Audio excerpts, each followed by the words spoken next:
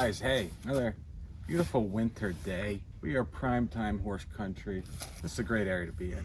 So today we're doing heavy hand split cedar shake. These suckers come from a tree, a cedar one, and they turn them into a shingle at a mill. They deliver to us and we're gonna put them on. This is a 24-inch, 3/4 inch thick. The butt end is 3/4. It tapers down to about a 1/4 inch or so. Typical lifespan, something like this. Depending. Now it is wood, so you know, wood's a little bit different, but they say like a 30-35 year shingle. That all depends on the exposure. We're putting this on top of plywood, so we got to put cedar breather down first so the cedar can breathe. Maybe you don't have plywood on your cedar roof, maybe you just have lath. If you have lath, you don't have to put the cedar breather on because it's kind of breathing in your attic. Then we put down 18-inch felt at 10-inch exposure, so the cedar actually gets tucked up underneath the felt. So we're talking like 3-4 layers of protection. So it's a good roof. It's gonna look great on this house. It's a classic little Chester County rancher in horse country. So we'll take you up, show you how we do it. All right, we're in the jungle now, guys. We're on the roof. So as you can see, this is what the heavy hand split looks like. Heavy hand split kind of gives you that Lord of the Rings feel, the Hobbit life. They're not exactly square or straight, they're kind of in there. So look at it.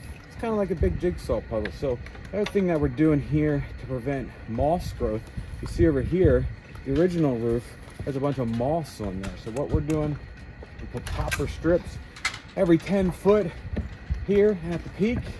Water runs down, the copper releases all its juice essentially and keeps moss at a minimal level. Before the shingles go down, we put paper down first, then our cedar breather just kind of gives a little bit of air for the air to move up underneath the cedar.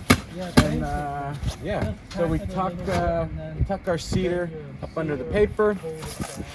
Great roof. It's gonna look fantastic. All right, last tip of the day for this one, guys. When you're laying down cedar, you want to watch your joints here. So we typically like to have our joints about 1.5 inches apart on the first row, but you also got to watch 2 rows down. So this joint can't line up with this joint. So that joint we like to see a 1/2 inch gap or so. It just keeps the water shedding off of out of your house, right? So yeah. All right, guys, a couple key factors to think about when you're doing a cedar roof.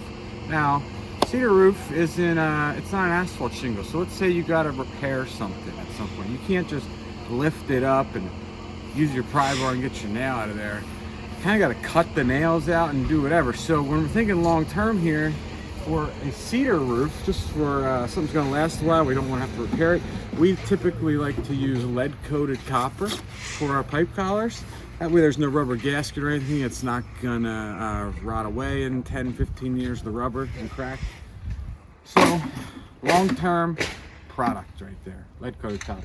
Goes down, it's screwed or nailed down. This folds down inside the pipe. Good product. Also, you got to make sure you use stainless steel ring shank nails. You can't use galvanized nails or any of that kind of stuff, because sometimes there can be some sort of reaction there that actually rusts the nails, and then you'll see some cedar on the ground, which is not what we want. So use long-term products when you're working with cedar. One more thing, play my music. Oh no, don't let the rain come down. Oh no, don't let the rain come down. Oh no, don't let the rain come down. My roof's got a hole in it and I might